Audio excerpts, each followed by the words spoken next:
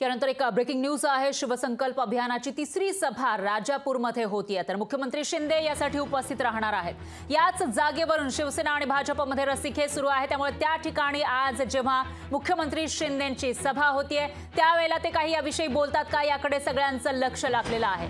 तर रत्नागिरी सिंधुदुर्ग लोकसभा मतदारसंघातील राजापूरमध्ये मुख्यमंत्री शिंदे शिवसंकल्प अभियानाची तिसरी सभा घेणार आहेत। उद्योग मंत्री उदय सामंत यांचे बंधू किरण सामंत आणि मंत्री रवींद्र चव्हाण तसंच भाजपचे माजी खासदार निलेश राणे यांच्यामध्ये या जागेवरून रस्सीखेच सुरू आहे। तर आज मुख्यमंत्री सभेमध्ये काय बोलणार याकडे सगळ्यांचं लक्ष आहे।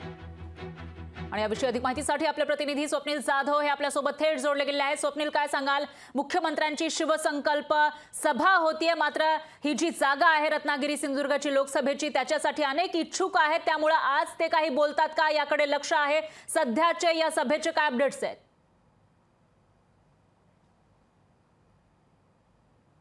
तर या महायुतीमध्ये 3 घटक पक्ष आहेत। यामध्ये 2 घटक पक्ष म्हणजे शिवसेना, शिंदे गट आणि भाजप यांच्यामधील खरं म्हणजे 3 नेते आहेत। एकूणच उद्योग मंत्री उदय सामंत यांचे बंधू किरण सामंत असतील, एकूण रवींद्र चव्हाण असतील, निलेश राणे असतील, हे सर्व या ठिकाणी जागेसाठी उत्सुक आहेत। ही शिवसंकल्प अभियानाची तिसरी सभा आहे, राजापूर येथे पार पडते। रत्नागिरी सिंधुदुर्ग लोकसभा मतदारसंघासाठी आहे। खरं तर विद्यमान खासदार हे विनायक राऊत आहेत। विनायक राऊतांच्या विरोधात या ठिकाणी तगडा उमेदवार देणं फार महत्त्वाचं आहे। मात्र एकूणच या ठिकाणी मुख्यमंत्री एकनाथ शिंदे हे महायुतीमधील कोणत्या एका उमेदवाराचं किंवा कोणाला आश्वासन देतात हे पाहणं महत्त्वाचं ठरणार आहे। सभेची तयारी जर बघितली तर या ठिकाणी उद्योगमंत्री उदय सामंत स्वतः आहेत, रवींद्र फाटक सुद्धा आहेत आणि गर्दी या सभेला मोठ्या प्रमाणात झालेली आहे। थोड्याच वेळामध्ये ही सभा सुरू होईल, मात्र या ठिकाणी महिलांची गर्दी, महिलांची उपस्थिती ही सर्वाधिक दिसते आणि दुसऱ्या बाजूला देखील बघितलं तर पुरुष वर्ग सुद्धा मोठ्या प्रमाणात आहे।